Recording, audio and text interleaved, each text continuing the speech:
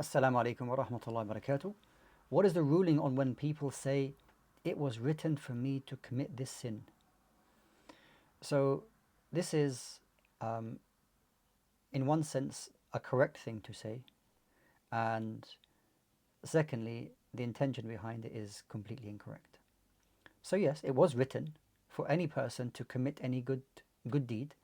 It was written for anyone to commit a sin as well, because anything that anyone does was all written and willed by Allah subhanahu wa ta'ala. However, because that's the correct part, the incorrect part now is what?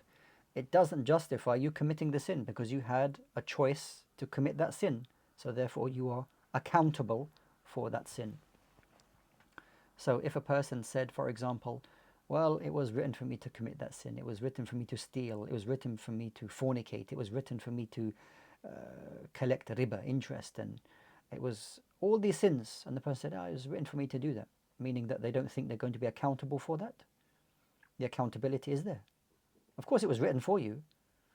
There's a famous incident at the time of Umar ibn al-Khattab radiallahu anhu, that a man, he stole something, and at the time the punishment for stealing at the time was implemented, the cutting of the hand.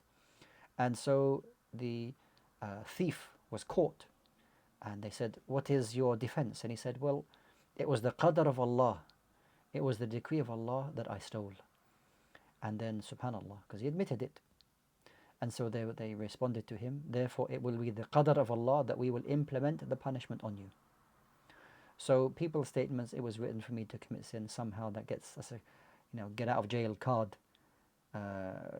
concerning their actions. That's completely incorrect. Anything that we do wrong, we are required to repent sincerely to Allah subhanahu wa ta'ala, be regretful of those bad actions that we may have indulged in. And we ask Allah subhanahu wa ta'ala to protect us from having this kind of carefree attitude concerning our actions. Ameen.